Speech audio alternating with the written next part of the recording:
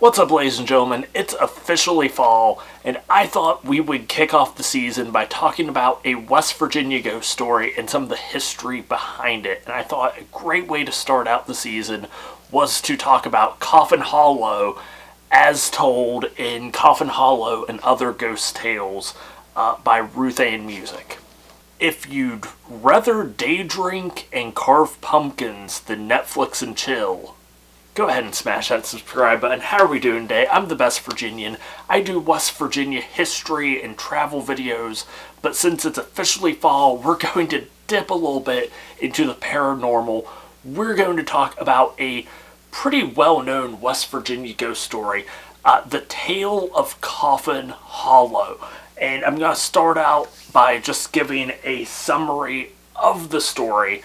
Again, if you want to read it, definitely check out Coffin Hollow and Other Ghost Tales by Ruth Ann Music. I think pretty much everyone in West Virginia either has this book, had this book, have read this book, or has stolen a copy of this book from a public library. So, our story takes place in Marion County, specifically in between Fairmont and Monongah in Marion County.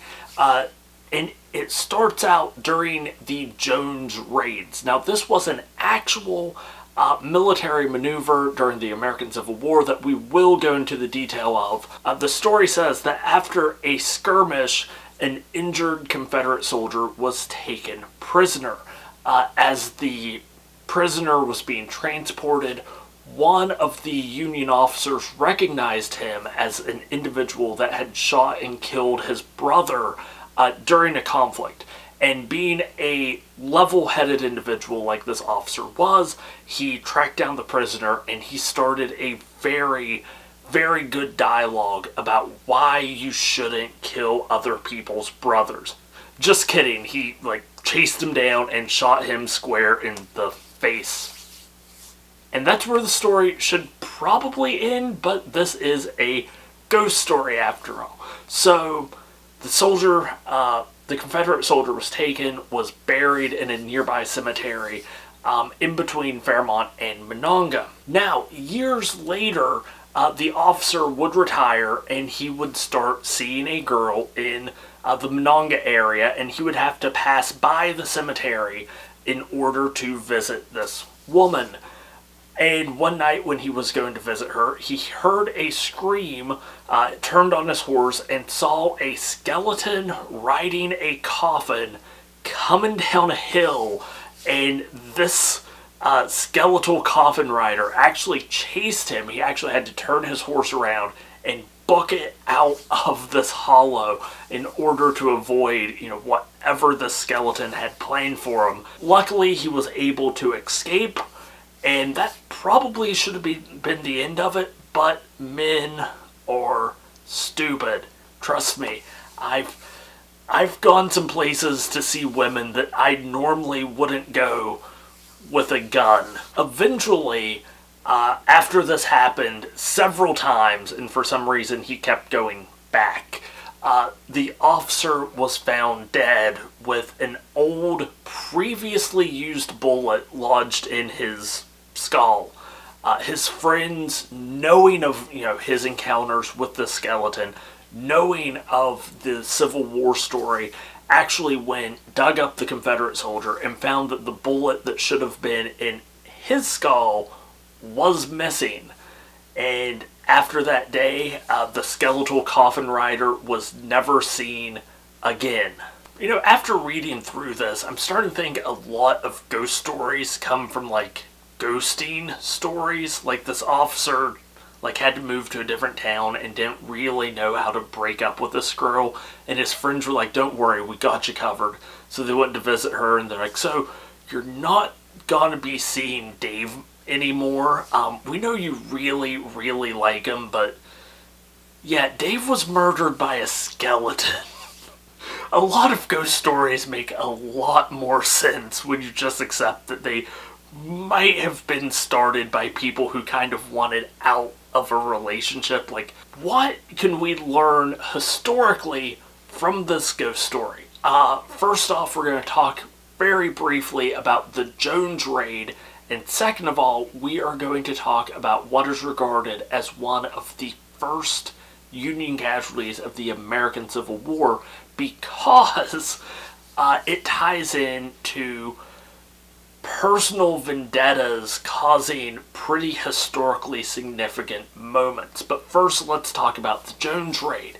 If you've ever been in northern West Virginia, the Jones Raid was the last major offensive by the Confederacy into what is now West Virginia. Whenever it first started, it was still technically Virginia. The government in Wheeling had just been recognized as like the official government of Virginia, the loyalist government of Virginia. The Jones Raid kind of was trying to do three things. It wanted to cripple major infrastructure, specifically the B&O Railroad. It wanted to kind of separate people from the statehood movement. And thirdly, it wanted to bolster the ranks of the Confederacy by recruiting troops to the Southern cause. And it failed in all three of those regards pretty gloriously. So, as they came through, as these Confederate raiders came through West Virginia, they hit up a lot of major towns. They hit Morgantown, Fairmont. I think they skirted around Grafton, but they went to Philippi, Weston, and again, they hit up a lot of major towns, destroying bridges, tearing up railroads, destroying natural gas and oil supplies as they kind of moved across the state. But the entire way, they had stiff resistance. So whenever they came to Fairmont, they were able to actually burn down Francis Pierpont, father of West Virginia, and the executive head of the Loyalist government of Virginia. They burnt down his personal law library, which was seen as a pretty major success. But when they went to Barracksville to destroy the covered bridge, they were chased out of town by farmers. They completely avoided Grafton for the most part because there was such a strong Union sentiment in Grafton. But when they got to Weston, because Weston was at the crossroads of two major Virginia highways, they hadn't been able to really bolster their numbers that much. Pretty much the entire way, while they're having success in some towns, in between towns, they were occasionally just getting random shots fired at them by farmers, which kind of gives some credibility to the story about this soldier being injured and abandoned in between towns. But when they finally got to Weston, farmers had kind of found out about this raid, about these raiders, taking livestock and supplies from them. So they kind of hid everything, and it was so bad that when they offered to buy stuff from farmers, farmers refused to sell to them because they knew how worthless Confederate money was. So yeah, the Jones Raid was a major failure. It didn't cripple the B&O Railroad. It really didn't stop the West Virginia statehood movement. If anything, it annoyed a lot of people that were on the fence just enough that they started siding for West Virginia statehood, and it didn't increase the number of troops. Instead, it did the exact opposite, and a lot of people deserted, and there were a fair amount of casualties throughout the raid. Now, the other thing that we're going to talk about briefly is the death of one Thornsbury Bailey Brown, regarded by many as the first Union death of the American Civil War. Now, this has been highly disputed by historians for a while, because many will say, well, Brown technically, he was part of the Grafton Guard, which was a very grassroots militia. At this time, Grafton was still 100% part of Virginia. But because of industrialization, because of the railroad, Grafton was a major B&O railroad hub, a lot of people in Grafton kind of considered themselves whatever Wheeling was more than whatever Confederate Virginia was. So the first time Confederates actually marched into Grafton to try and recruit soldiers, they were chased out of Grafton by a group that was made up predominantly of Irish immigrant railroad workers. As time would go on, an individual within Grafton named George R. Latham would actually nail an American flag to his front door and start recruiting individuals for this Grafton Guard. He wanted it to be a Union loyalist militia based in Grafton.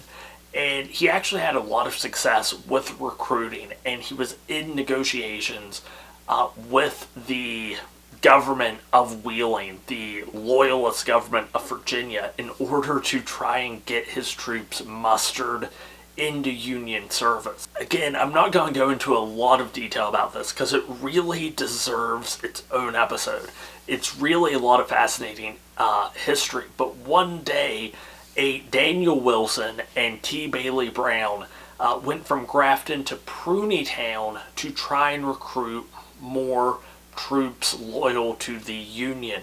On their way out of town, they went around Fetterman because the Confederates really controlled this area, and they regularly guarded and had sentries on the road in between Grafton and Fetterman. Now, it must have gone pretty well because the men returned in fairly high spirits and possibly very intoxicated. And on their way back, they decided, screw it, we're going to go through Fetterman. On their way back, they ran into some Confederate soldiers who asked them to stop and identify themselves. At one point, Bailey said that he recognized one of the individuals, pulled out a gun, basically proclaimed that the guy had no right to stop him, and shot the guy's ear off.